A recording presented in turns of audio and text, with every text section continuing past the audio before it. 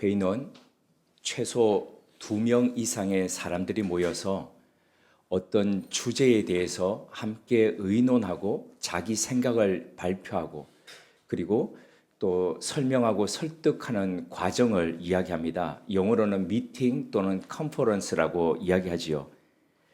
그러기에 회의 때에 내 생각을 이해시키고 설명하는 것도 중요하지만은 상대방의 생각이 어떠한지를 듣는 것 역시도 중요합니다. 근데 교회의 공동체는 여기에서 한 가지 더 나아가서 근본적인 것들을 생각해야 합니다. 그것은 우리가 의논하고 또 생각하는 이 사안에 대해서 예수님께서 어떻게 생각하셨는지, 예수님의 가르침에 어느 것이 더 합당한지를 찾아가는 것들이 중요합니다.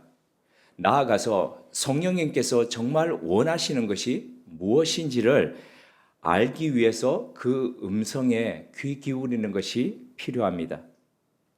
사도행전 15장에 기록된 기독교 역사상 최초의 공식 회의라고 하는 예루살렘 공의회의 장면을 보면 당시 교회의 부족함이 무엇이었는지 그리고 어떤 가르침을 그들이 따랐는지를 보여줍니다. 오순절 성령님께서 임재하신 후에 활발하고 역동적으로 교회 공동체가 움직였습니다. 그런데 그런 교회라고 해서 문제가 없었던 것은 아닙니다. 그 문제들을 어떻게 해결하고 갔는지가 더 중요한 것이죠. 예수 그리스도의 말씀을 직접 듣고 그리고 3년 동안이나 예수님과 함께 행동했던 제자들이 사도가 되어서 같이 존재하고 있었음에도 불구하고 대다수의 유대인들은 그 예수님의 말씀에 귀 기울이기보다는 그들의 장로들의 전통과 유대인들의 관습에 따라서 어떤 사안들을 파악하고 그리고 그에 따라서 행동하려고 했습니다. 단적인 예가 오늘 말씀 가운데에 안디옥 교회가 파송했던 바울과 바나바가 가져왔던 할례 준수 문제였습니다. 육신의 할례보다는 마음의 할례가 더 중요하다는 예수 그리스도의 가르침을 생각한다면 그것은 의논의 대상조차가 되지 못했습니다. 매우 명확하고 간단했습니다. 하지만 그럼에도 불구하고 이것이 쉽게 결론이 나지 않았습니다.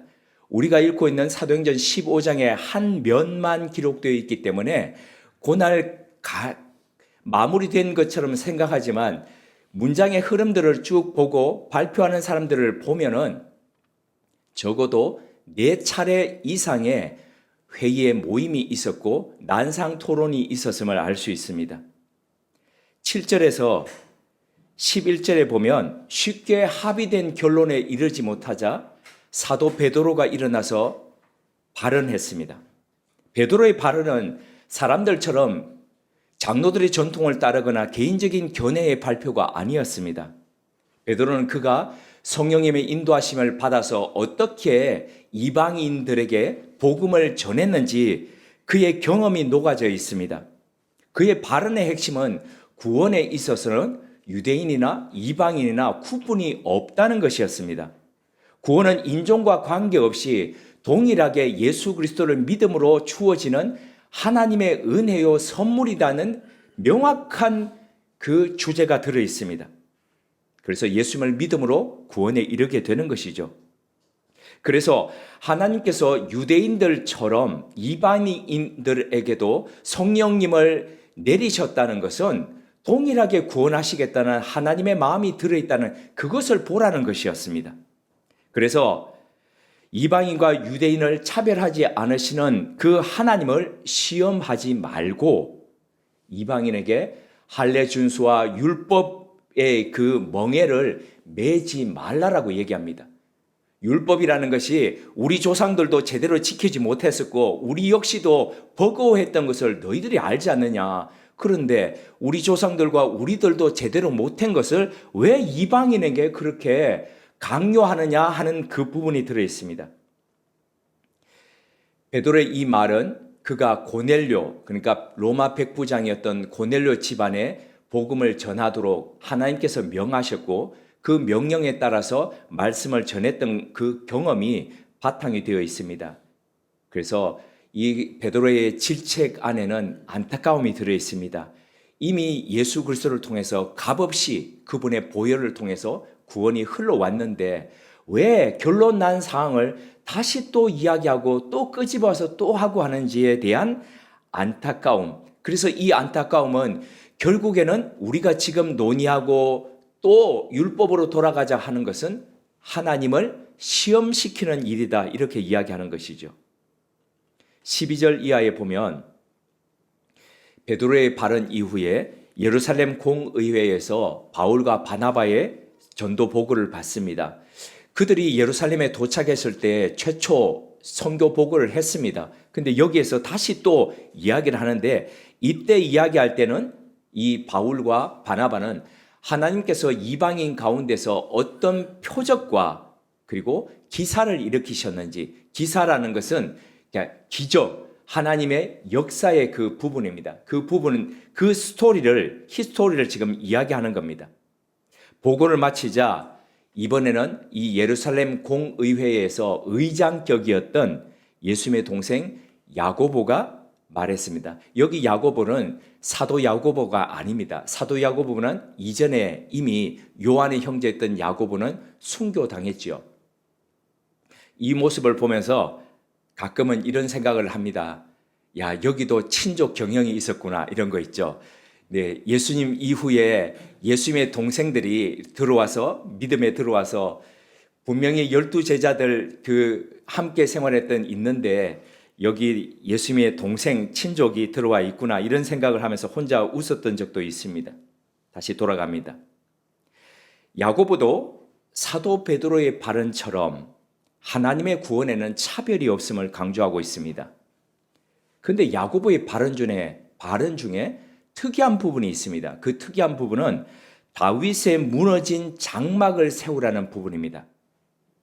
이 부분이 의미하는 바가 무엇인지 이것을 이해하기 위해서 성막과 성전의 역사를 좀 볼 필요가 있습니다. 잠시 관련된 영상을 보실 건데요. 오늘 우리 시스템이 아침에 말을 듣지를 않습니다. 그래서 제가 교회 우리 단톡방에 올려놓기도 했고, 그리고 유튜브에 영상을 올려놨는데요. 잠시 그 영상을 유튜브든지 아니면 교회 단톡방에 올린 영상이든지 해서 한번 보시고 난 뒤에 제가 이어가도록 하겠습니다.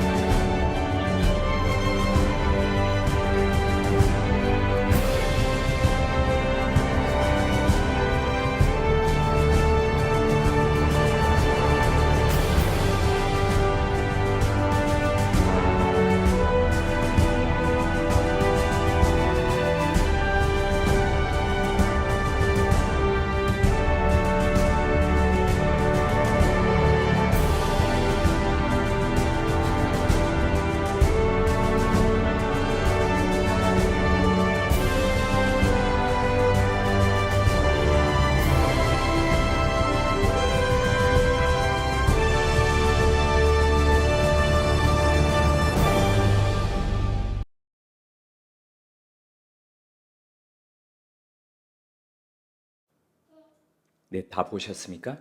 성막과 성전의 모습을 3D로 재구성한 영상이었습니다. 보신 소감이 어떻습니까?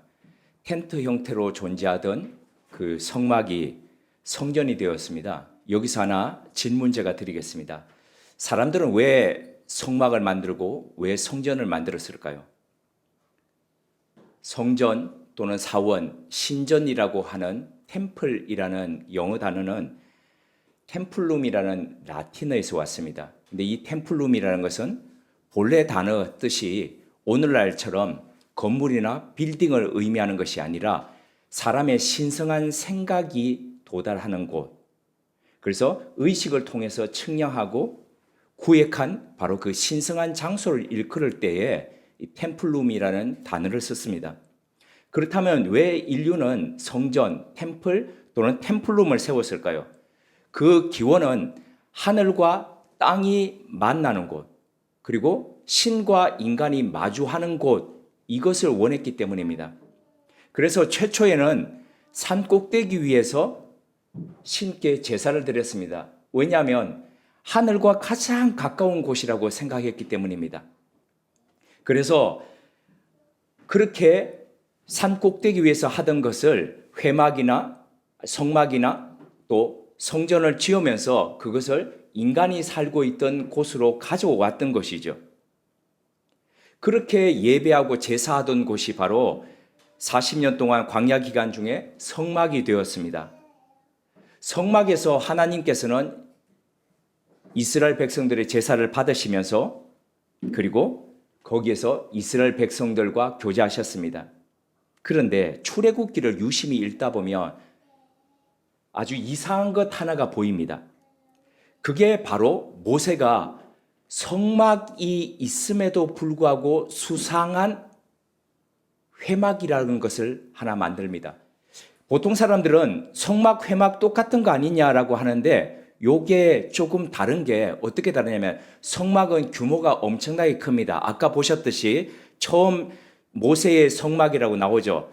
큽니다. 그래서 기둥들도 많이 들어가고 이동식이고 또 세우고 하는 데 있어서 옮기는 사람들도 엄청 많이 동원되고 물건도 엄청 많습니다. 그리고 성막은 이스라엘 백성들이 동서남북으로 진을 치는데 가장 중간에 위치해 있었습니다. 그런데 회막은 그거와 달리 모세 한 사람이 옮기면 될 정도로 작은 텐트였습니다. 그리고 그 회막은 이스라엘 백성들이 있던 진의 바깥쪽에 위치해 있었습니다. 그러면 왜 모세는 이 조그만 회막이라는 것을 만들었을까요?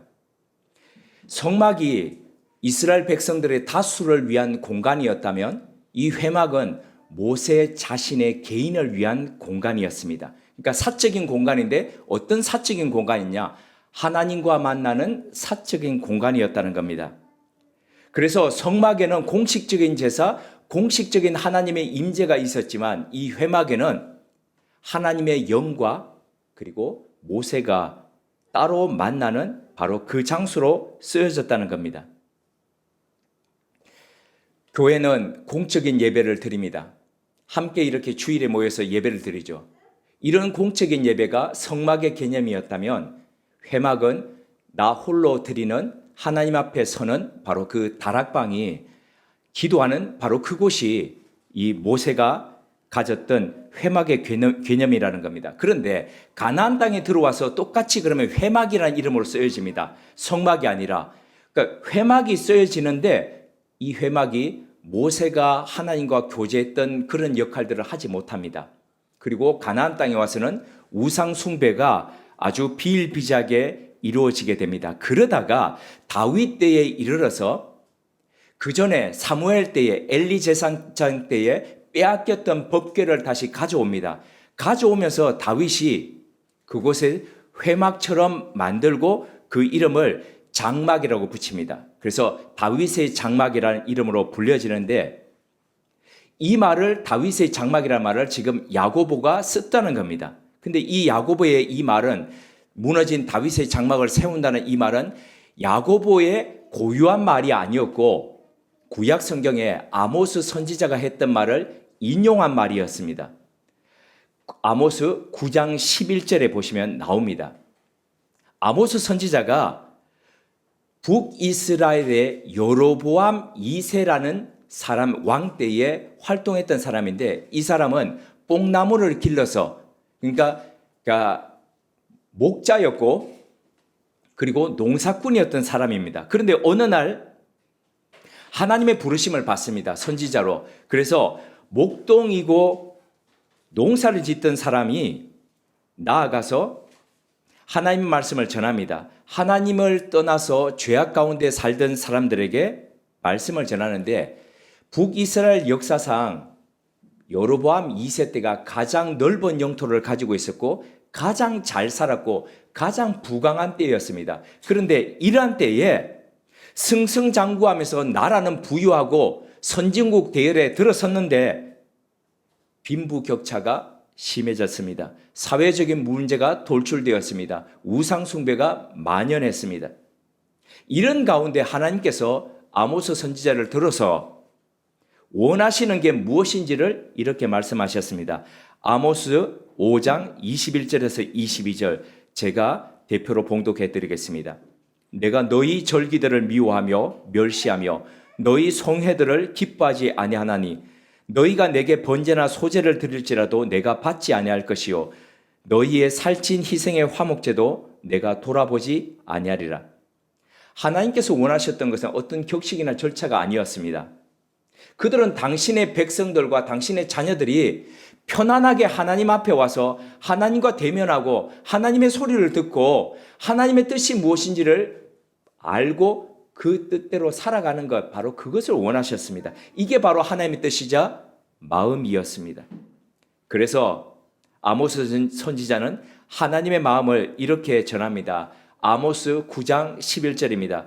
그날에 내가 다윗의 무너진 장막을 일으키고 그것들의 틈을 막으며 그 허물어진 것을 일으켜서 옛적과 같이 세우고. 사실 다윗의 장막은 임시 장막이었습니다. 템포러리였습니다. 모세가 지었던 그 회막의 원형처럼 아주 조그만 레바논의 백향목같이 좋은 목재와 그리고 좋은 재질, 비싼 보석들로 수놓은 것도 아니고 그저 허름한 회막이었습니다. 천막이었습니다. 그런데 모세의 성막, 어리어리한 성막도 있고 솔로몬의 보셨던 그 영상처럼 솔로몬의 온갖 보석으로 수놓아 있고 있던 그런 성전도 있는데도 불구하고, 그리고 야고보 사도가 그 말을 또 할 때는 무려 46년 동안이나 지었던 헤롯의 성전이 있음에도 불구하고 왜 야고보는, 그리고 그 이전에 아모스는 다윗의 장막을 다시 일으키겠다고 그렇게 하나님의 말씀을 전했던 것일까요? 그게 바로 휘장입니다. 앞서 모세의 성막과 그리고 다윗의 성전과 헤롯의 성전에는 있었는데 다윗의 장막, 모세의 회막에 없던 것이 있습니다. 그게 바로 휘장입니다. 휘장은 솔로몬의 성전의 영상에 보셨지만 아시겠지만은 쭉 들어가면은 분향단이 있었죠. 연기가 나는 분향단. 1년 365일 동안 피워지는 향단이었습니다. 그 향단을 지나서 들어가면 그 천막을 열고 들어가면 그 안에 법궤가 놓여져 있는 곳. 제사장이라고 해서 다 들어갈 수 있는 곳이 아니었습니다. 대제사장만, 그것도 1년에 단 한 번 공식적으로 들어갈 수 있는 바로 허락된 곳, 바로 그곳인데 그곳 그것을 지성소라고 했는데 지성소와 바로 성전의 그곳을 구분하던 그 휘장이 없어졌다는 겁니다. 성전에 예수 그리스도께서 십자가에 돌아가실 때 성전의 휘장이 위에서부터 아래로 쭉 찢어졌습니다. 그것은 바로 예수 그리스도의 육신이 찢어지는 것을 상징적으로 보여주면서 더 이상 제사장과 그리고 일반 제사장에 아니면 제사장과 일반 성도들의 구분이 없이 누구든지 들어가서 하나님을 뵙고 하나님과 만나고 그리고 하나님의 임재를 경험하는 바로 그런 곳으로 삼겠다는 예수 그리스도의 메시지였습니다. 사실 다윗의 장막이 그랬거든요. 그런 휘장의 구분이 없이 그 하나님의 법궤가 놓여져 있는 곳에 일반 사람들이 365일 동안 그곳에 가서 하나님을 예배하고 하나님을 만나고 또 다윗처럼 춤추면서 하나님을 찬양하면서 그렇게 보냈었거든요. 이것을 알았던 야고보는 더 이상 이방인의 뜰과 여인들의 뜰과 유대인의 뜰과 그리고 안에 성전과 또 그 안에 또 지성소와 모든 사람들을 구분해가지고 그리고 구분하는 것들 구별하고 차별하고 하던 이런 공간을 없애고 모두가 다 와서 하나님을 예배하는 바로 그런 집으로 하나님이 다시 짓기를 원하신다는 그 뜻을 이야기한 것이죠. 하나님께서 누구에게나 복을 주시고 누구에게나 하나님께서 빛을 비추시면서 살아가는 바로 그런 공간, 바로 그런 내밀한 하나님과의 만남의 성전, 템플룸을 만드는 것, 바로 그것을 원했다는 겁니다. 하나님의 꿈은 구별해서 차별해서 그렇게 존재하는 그런 하나님의 만남의 장소가 아니라 오늘도 어느 곳에서나 우리와 따로 만나고 우리와 내밀한 교제를 나누시고 하나님의 뜻을 가르쳐 주시는 바로 그런 곳으로 하나님께서 세우시기를 원하십니다. 이 시간 한번 우리 지나왔던 우리의 삶과 그리고 우리의 신앙을 한번 되돌아보았으면 좋겠습니다. 우리의 신앙 가운데 혹시 구분된 것은 없습니까? 구별된 것은 없습니까? 너무 구분되어서 차별하고 있는 그런 공간들은 없습니까? 틈이 벌어져서 허물어진 곳은 없습니까? 하나님과 내밀하게 만나는 그런 장소를, 그런 시간들을 가지고 계십니까? 하나님은 그런 우리들에게 다시 무너졌던 다윗의 장막을 세우면서 하나님과 내밀히 만나고 하나님의 뜻을 알고 하나님과 더불어 살아가는 그런 그리스도인으로 우리를 다시 세우시기를 원하십니다. 한 사람 한 사람과 눈 마주치며 하나님의 마음을 느끼게 하고 하나님의 뜻에 따라 한 걸음 한 걸음씩 걸어가는 바로 그런 공동체, 그런 그리스도인으로 우리 이 가을을 서셨으면 합니다. 함께 기도드리겠습니다.